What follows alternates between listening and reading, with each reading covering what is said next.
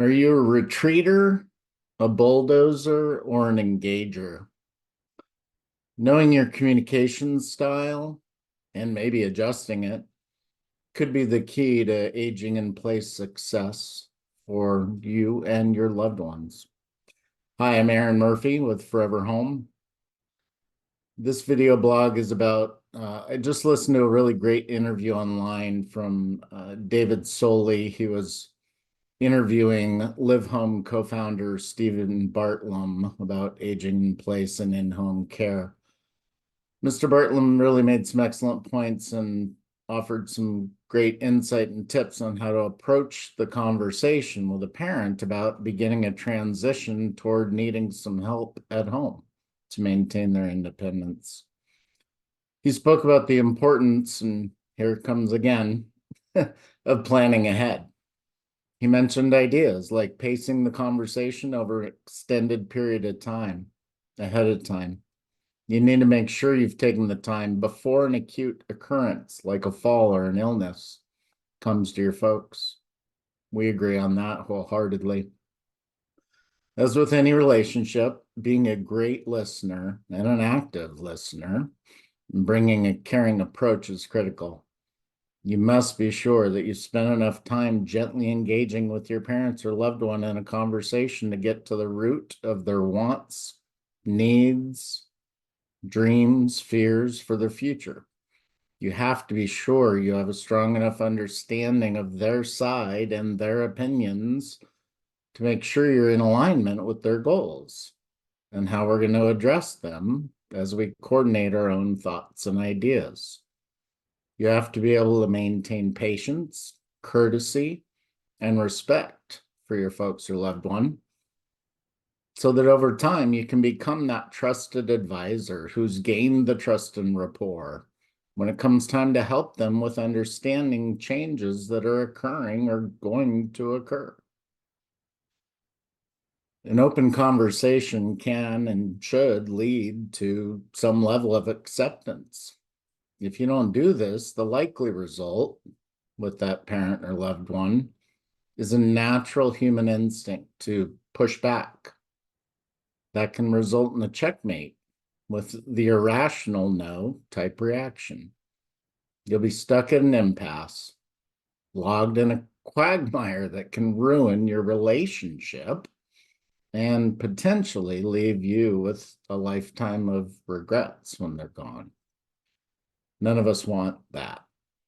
So let's use Mr. Bartlem's vocabulary to talk about what kind of a communicator are you when it comes to your folks or aging. The retreater, you avoid conflict. And therefore, you either A, can't seem to bring up the conversation at all, or B, when there's any sign of pushback or resistance, you immediately back off and drop it until next time. But eventually next time is too late.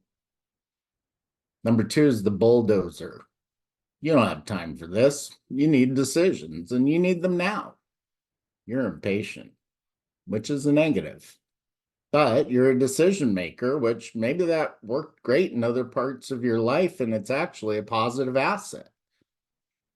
But not in this situation, and not in a mentality of your way or the highway. That's a major backfire waiting to happen in this communication topic. Human nature and physiology, psychology, it'll take over. You're going to get the checkmate no, the knee-jerk reaction response. You're not going to like that, and neither is your loved one. Especially when it comes to the relationship you'd like to keep and nurture long-term while we address a challenging topic. Number 3 is the engager. This is the one we're looking for. This is the winning approach. The type of communicator you should work toward becoming when it comes to addressing the volatile and delicate topic of conversation of aging. It takes respect, patience, courtesy, gentle delivery, and an allowance, including the time allowance, to let that happen and progress naturally. It's not a one and done discussion. We need your parent to gain the trust, or your loved one, that you have their best interest in mind.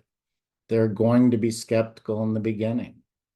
So you have to block out long period of time to get through this. Allow them to feel comfortable expressing their fears and concerns. Listen actively. Actually hear them when they share their thoughts and opinions.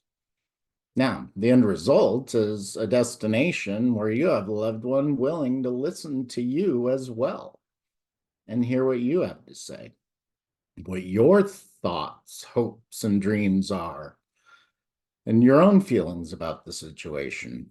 That's a destination you're going to strive for, where your parent can accept a future that might look different than the present in regards to their own life, a change in their independence, and maybe a change in some freedoms and housing situation or housing design.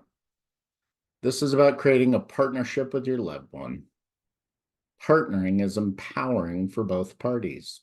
That's the win-win discussion we're looking for.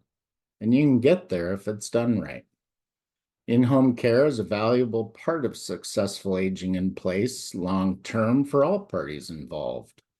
Use the adult child for your own peace of mind and your folks for their independence. Designing your home to make this successful, both for the caretaker and for the aging adult, also win-win. Let's engage in planning success.